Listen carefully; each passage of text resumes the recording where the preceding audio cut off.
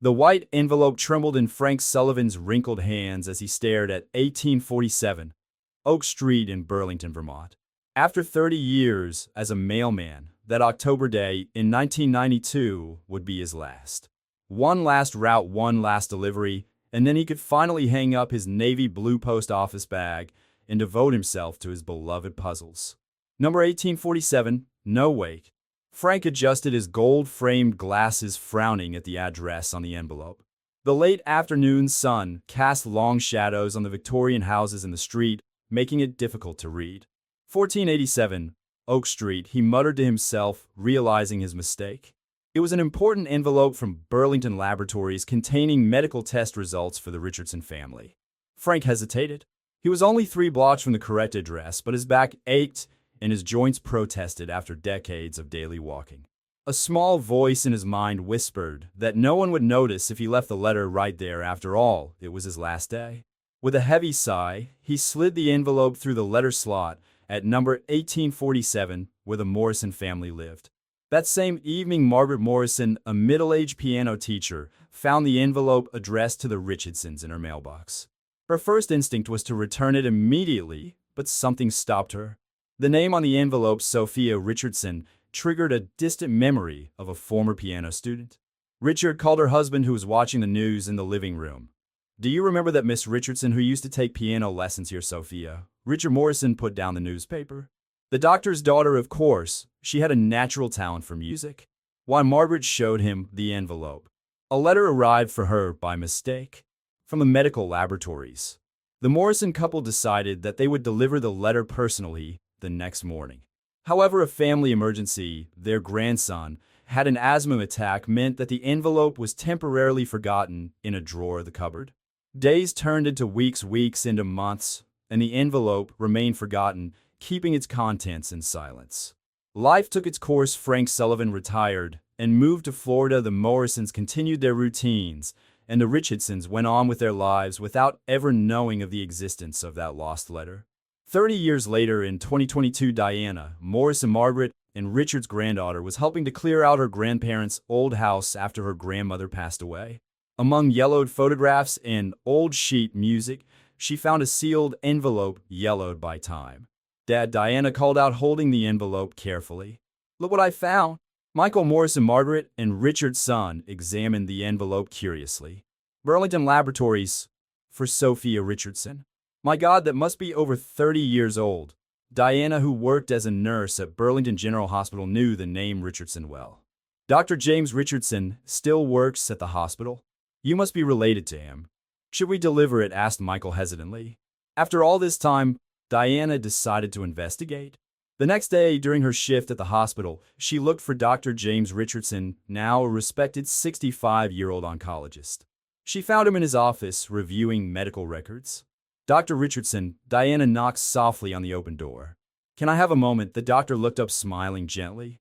He had gray hair and kind eyes behind modern glasses. "Of course, Diana. What can I do for you?" Diana explained about the letter she had found and showed the envelope. Dr. Richardson's face paled when he saw the date. This is from 1992. His hands trembled slightly as he picked up the envelope. "Yes, it was delivered by mistake to my grandparents' house. We never knew." James Richardson opened the envelope, carefully reading its contents in silence. Tears began to form in his eyes. "This letter," his voice faltered. "It was about my wife, Sophia. She was having strange symptoms at the time, and we ran a series of tests." He took a deep breath. "We ended up consulting another laboratory when the results never came back. The second lab correctly diagnosed her condition, a rare vitamin deficiency. But this result," he shook his head, "would have led us to a completely wrong treatment. Fatal, probably." Diana felt a shiver run down her spine. "So the error in delivery, it saved her life," James added, still staring at the yellowed paper. "Sophia is alive and well today, running a music school on the other side of town." The silence that followed was heavy with the weight of the revelation. A simple mistake by a letter carrier on his last day at work had inadvertently altered the course of several lives. "You know," James finally said, "I've always believed that there was something bigger guiding our lives. This just confirms my belief." Diana thought of her grandfather Richard, who always said that there were no coincidences, only accidents planned by the universe. Now sitting there with Dr. Richardson, she was beginning to understand what he meant. The doctor carefully folded the letter and put it in his coat pocket. "I think I need to pay your grandmother a visit to say thank you. She passed away 2 months ago," Diana said softly. James Richardson nodded thoughtfully. "Then I thank you, Diana, for bringing this piece of the past that shows us how sometimes mistakes can be blessings in disguise." As she left Dr. Richardson's office, Diana couldn't help but think of Frank Sullivan, the letter carrier, who had made that fateful mistake. Where would he be now? Did he know that his mistake on his last day at work had turned into a gift from fate? Diana Morrison couldn't get her meeting with Dr. Richardson out of her mind. As she drove home, that evening her mind wandered between the possibilities of what might have happened if that letter had reached its correct destination in 1992. A life altered by a simple twist of fate. Determined to find out more about this extraordinary story, Diana began to investigate Frank Sullivan's whereabouts. Her initial searches of the Burlington Post Office records revealed that he had retired to Florida, specifically Naples. After a few phone calls and online searches, Diana found an 85-year-old Frank Sullivan residing in a retirement community. The following weekend, Diana took a flight to Florida. There was something about this story that compelled her to dig deeper, perhaps because of the memory of her grandmother Margaret, who always said that untold stories were like incomplete puzzles. Sunshine Gardens was a well-kept residential complex with palm trees lined up and small houses in pastel colors. Diana found Frank sitting on his balcony putting together a 1,000-piece jigsaw puzzle. His hair was completely white, but his blue eyes held a lively sparkle behind his reading glasses. "Mr. Sullivan," Diana approached cautiously. "My name is Diana Morrison. Did you work as a letter carrier in Burlington, Vermont?" Frank looked up from the puzzle, puzzled. "Yes, for 30 years. How did you know where to find me?" Diana sat down in the chair next to him after his invitation and began to tell him about the letter found in her grandparents' house. As she spoke, Frank's hands began to shake slightly. "I remember that day," Frank said, his voice laced with emotion. "It was my last day at work. I made a mistake. I left the letter at the wrong address." He paused, looking at the horizon where the Florida sun was beginning to set. "I've always felt guilty about that. Actually, Mr. Sullivan, your mistake saved a life." Diana explained, gently telling him about her conversation with Dr. Richardson and the incorrect diagnosis that could have been fatal. Frank was silent for several minutes, absorbing the information. His hands stopped shaking, and a gentle smile began to form on his face. "You know," he finally said, "I spent years wondering if I had done the right thing by retiring that day, whether I was still fit for work. And now you're telling me that my last act as a letter carrier, even though it was a mistake, was actually a blessing." Diana nodded, noticing how the weight of guilt seemed to dissipate from the old letter carrier's shoulders. "I have something to show you," Frank said, getting up carefully. Inside the house, he opened an old drawer and took out a photo album. "This is my post office album. I've kept a photo of every street on my route over the years." The pages of the album revealed a visual chronicle of Burlington through the decades. Frank stopped at a photo of Oak Street taken in the fall of 1992. "Here it is," he pointed. "The number 1847 and 1487. I always found it curious how the numbers were so similar. Maybe it wasn't just my mistake, but something else." Diana examined the yellowed photograph. The Victorian houses looked exactly as she remembered from her childhood, only younger. In the photo, a young Sophia Richardson could be seen at the piano through the window of number 1487. "Sophia still gives piano lessons," Diana commented. "She turned the Richardsons' old house into a music school." Frank smiled. "Music and letters? Both are forms of communication, aren't they? Sometimes they take longer to reach their destination, but when they do," he let the sentence hang in the air, turning his attention to the puzzle on the balcony. Diana watched as he fitted another piece together. "Did you start with the puzzles after you retired?" "Yes," Frank replied. "There's something comforting about seeing all the pieces fit together in the end, even when they don't seem to make sense at first. Like that story about the letter." Before leaving, Diana took a photo of Frank with her cell phone, promising to send it to Dr. Richardson. Frank in turn gave her one of the old photos of Oak Street, as a reminder that sometimes mistakes are just necessary detours along the way, he said. On the flight back to Burlington, Diana reflected on how a series of seemingly unconnected events, a tired letter carrier, a misdelivered envelope, a forgotten drawer, had intertwined to create something extraordinary. Like the pieces of a cosmic puzzle, each element had its place and purpose. When she got home, Diana sent Frank's photo to Dr. Richardson, along with a brief account of his visit. The reply arrived the next morning, an invitation to a recital at Sophia Richardson's music school. Perhaps, wrote the doctor, it's time we all got together and celebrated the power of small, everyday miracles. Diana smiled, thinking how her grandmother Margaret would have loved to see all these connections unfold. She took the old photo of Oak Street and put it in a frame next to the portrait of her grandparents. It was a reminder that sometimes life's greatest gifts come disguised as mistakes, and that fate works in mysterious ways through the hands of ordinary people. The invitation to the recital at Sophia Richardson's music school hung over Diana's desk like a bridge between past and present. The date, set for 2 weeks from now, promised a unique encounter between people connected by a postal error 3 decades ago. Diana decided to prepare a special surprise for the event. Via video conference, she reconnected with Frank Sullivan in Florida, who agreed to record a video testimonial about that fateful last day as a letter carrier. With the help of his cousin Nathan, a local video maker, he managed to produce a short documentary that included old footage of Burlington and photos from Frank's personal archive. Meanwhile, Dr. James Richardson delved into his own memories. In his office at the hospital, he rummaged through old photographs and medical documents from the time. He found the second lab result that had correctly diagnosed Sophia's condition of vitamin B12 deficiency, which, if treated incorrectly, as per the first misdiagnosis, could have caused irreversible neurological damage. James, Sophia, appeared in the office doorway, her now gray hair framing a face that retained the same vivacity of 30 years ago. Still thinking about that letter? It's amazing how one little detour changed everything, he replied, showing her the old photos. Remember this one? It was taken the day we opened your first music school. Sophia smiled, picking up the photograph. 1995. We started with just 3 students in our living room. She paused, thoughtful.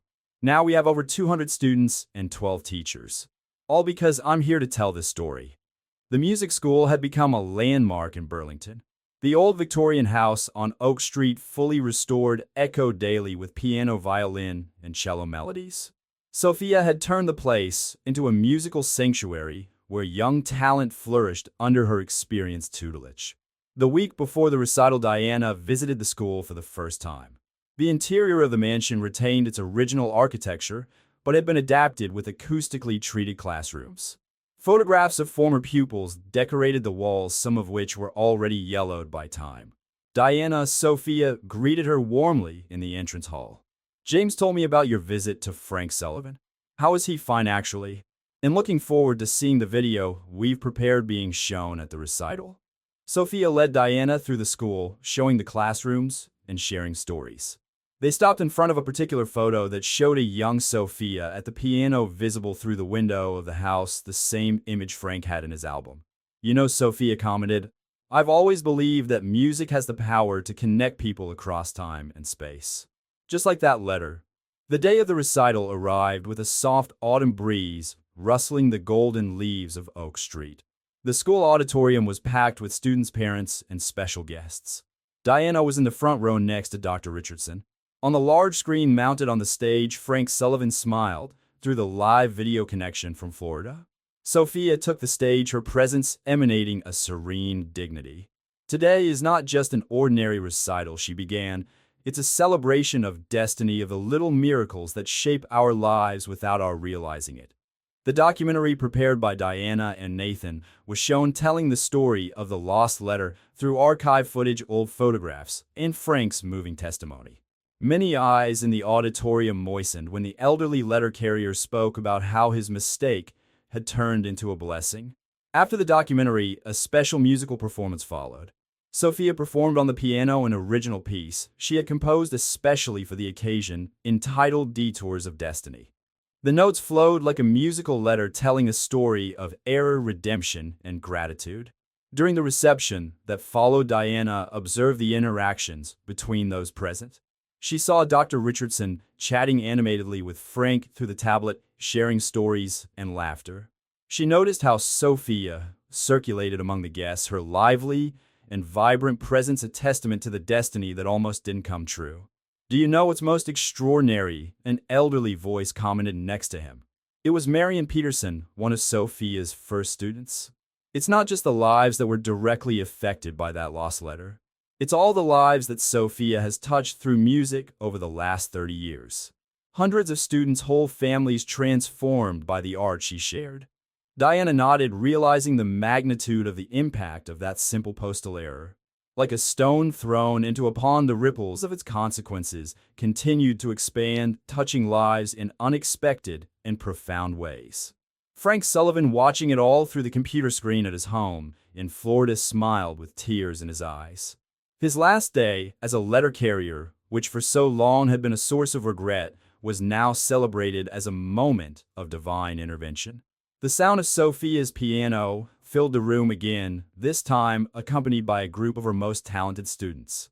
The music rose like a prayer of gratitude, an audible testimony to the transformative power of accidents planned by the universe, as the late Richard Morrison used to say. News of the recital at Sophia Richardson's music school spread quickly through the Burlington community. Diana, inspired by the success of the event, decided to turn this extraordinary story into something more permanent. With her experience as a nurse and her natural gift for connecting people, she began documenting other similar cases where small accidents had changed lives in significant ways. One particularly busy morning at Burlington General Hospital, Diana found an old folder in the filing cabinet. It contained patient records from the time when Dr. Richardson was still a resident, including cases that had gone through the same lab that had issued Sophia's incorrect diagnosis. "You're not going to believe this," Diana said to Dr. Richardson during their break. "I found 5 more cases from the same lab with questionable diagnoses, all from 1992. James Richardson adjusted his glasses, examining the documents carefully. "My God," he muttered. "The lab closed down soon after that year. I always wondered why." The investigation led Diana to Catherine Bennett, a former employee of the lab who still lived in Burlington. Catherine, now 70, agreed to host her at her home on Pearl Street. "I was a lab technician at the time," Catherine revealed, pouring tea into antique china cups. "There was something wrong with our main analysis equipment, but the owner refused to maintain it properly. I began to notice inconsistencies in the results." "And what happened?" Diana asked, writing down every detail. "I reported my concerns, but was ignored. Then I started to miss some results that seemed suspicious to me." Catherine paused significantly. "I even remember Mrs. Richardson's case specifically. That result, I knew something was wrong." Diana felt a shiver run down her spine. "So it wasn't just Frank's mistake?" "No," Catherine smiled softly. "I purposely put a slightly wrong address on the label. I knew the letter carrier was about to retire and probably wouldn't pay as much attention to the numbers." The revelation struck Diana like a thunderbolt.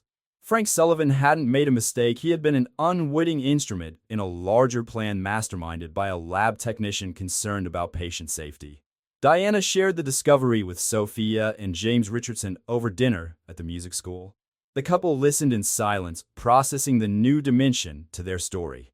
"So we owe our gratitude not only to Frank," Sophia finally said, "but also to Catherine." "And there's more," Diana continued. "Catherine saved other suspicious results in the same way. Some never reached the recipients, others were lost in the system. She was trying to protect people until she got enough evidence to expose the lab's problems." James Richardson shook his head in amazement. "Anonymous heroes. First Frank, now Catherine. How many more people took part in this invisible network of protection without us knowing?" The story took on a new layer of meaning when Diana organized a meeting between Catherine and the Richardsons. It was an emotional afternoon at the music school, with Catherine playing a few hesitant notes on the piano under Sophia's patient guidance. "I never had the courage to tell anyone," Catherine admitted, her hands trembling on the keys. "After the lab closed, I thought it was better to leave the past in the past." "Sometimes the past finds us," Sophia replied gently, "to show us that we did the right thing." Diana documented everything, including photos of the meeting and recordings of the conversations. Her research was beginning to reveal a larger pattern of interconnections in the Burlington community where small acts of kindness and courage had created waves of positive change over the decades. Frank Sullivan, when informed of Catherine's role via a video call, laughed heartily. So, I wasn't as absent-minded as I thought. That explains why that address always seemed strangely familiar, even though it was wrong. The story of the lost letter, which had already touched so many hearts now, became something even greater, a testimony to the power of compassion and the quiet courage of ordinary people doing what they believed was right. Catherine, inspired by the positive reaction to her revelation, began attending the music school regularly, no longer as a student, but as a volunteer, helping with administration and sharing her own story with the young musicians. Sometimes, she told the students, the most beautiful music is that which emerges from the most unlikely moments, like a letter that gets lost only to find its true destination. And so the web of connections continued to expand, proving that no act of kindness, however discreet, is truly lost in the great fabric of life. The story of the lost letter and its extraordinary consequences began to attract attention beyond the boundaries of Burlington. A local newspaper producer, intrigued by the documentaries shown at the recital, proposed a series of special reports on how small acts of courage can change the fate of entire communities. Diana, now immersed in her research into other similar cases, discovered an even more surprising connection. Catherine Bennett was not alone in her silent mission to protect patients. An informal network of health professionals, including nurses, technicians, and even administrative staff, had developed a discreet system of double-checking suspicious results during that turbulent period in 1992. It was like a secret society of medicine, explained Rachel Donovan, a former nurse at Burlington General Hospital, now 75. We couldn't report it openly, so we found creative ways to protect patients. The revelation led Diana to organize a special meeting at Sophia's music school. On a fall afternoon, Catherine Bennett, Rachel Donovan, and 3 other former healthcare workers who had been part of that informal protection network gathered there. Frank Sullivan was participating via video conference, his image projected on a large screen in the main room. "You have no idea how many lives you've saved," Dr. Richardson commented, moved in front of the group. "And to think that for all these years you've each carried your part of the story alone." Sophia, seated at the piano, began to play softly while those present shared their stories. The sound served as a soundtrack to the memories that emerged, some for the first time in 3 decades. "I remember one specific case," Rachel shared, her voice trembling slightly. "An 80-year-old child with neurological symptoms. The lab had diagnosed a condition that would require immediate surgery. Catherine and I managed to delay the results long enough for the parents to seek a second opinion. That child was Michael Foster," Catherine added. "Today, he's a neurosurgeon in Boston." The afternoon progressed, and the stories intertwined like the musical notes. Sophia kept playing. Diana recorded everything, realizing that she was documenting not just a series of coincidences, but a true movement of silent resistance that had saved countless lives. Frank Sullivan, watching everything through the screen, seemed especially touched. "You know," he said, his voice coming through the speakers, "I spent years feeling guilty about that mistake on my last day. Now I understand that I was part of something much bigger than myself." The meeting took on a particularly emotional moment when Michael Foster, the neurosurgeon mentioned by Catherine, made a surprise appearance. Having read about the story in the local paper, he drove 3 hours from Boston to personally thank the people who had altered the course of his life. "I have no words to express my gratitude," Michael said, his imposing presence contrasting with the emotion in his voice. "You not only saved my life, you inspired me to pursue a career dedicated to saving others." Diana watched as each new revelation added layers of meaning to the original story of the lost letter. What had begun as a simple postal error had become a testament to the power of human compassion and quiet courage. Sophia, who had stopped playing to listen to the testimonies, returned to the piano with a new composition. This piece, she announced, is called Silent Guardians. It is dedicated to all of you who have risked your careers to protect strangers. The music began softly, almost hesitantly, like the first steps of someone facing a difficult decision. Gradually, it gained strength and complexity, weaving melodies that intertwined like the very stories that had been shared that afternoon. Catherine, sitting next to the piano, closed her eyes as she listened. The music, she whispered, does exactly what we were trying to do back then. It touches people in ways we can't fully explain.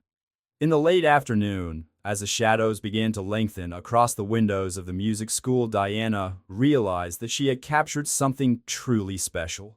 It wasn't just a story of coincidences or providential mistakes, but a testimony to the human capacity to do good even in the most adverse circumstances.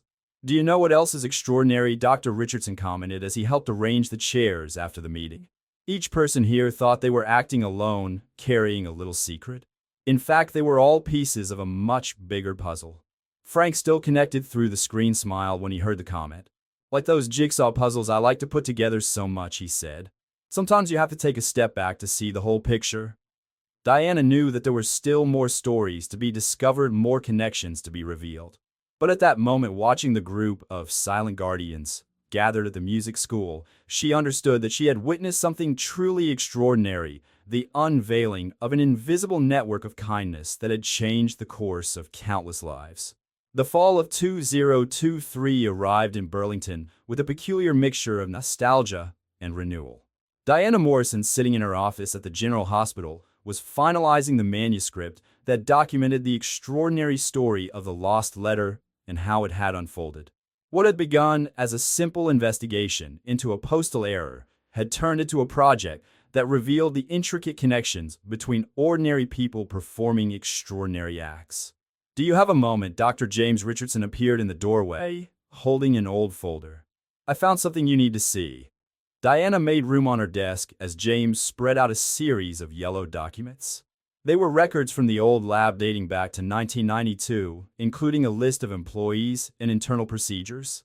Look at this. He pointed to a handwritten note in the margin of one of the documents. Catherine wasn't alone. There was a code among the employees' little markings that signaled suspicious results. The discovery led Diana to organize one last meeting at Sophia's music school.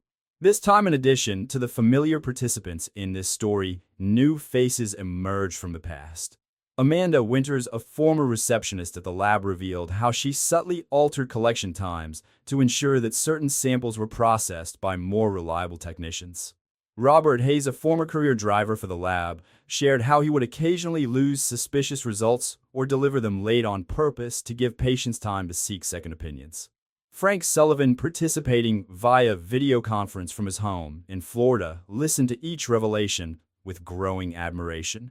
So there was a whole protection system working right under our noses, he commented, adjusting his glasses. And I thought I was just a distracted letter carrier.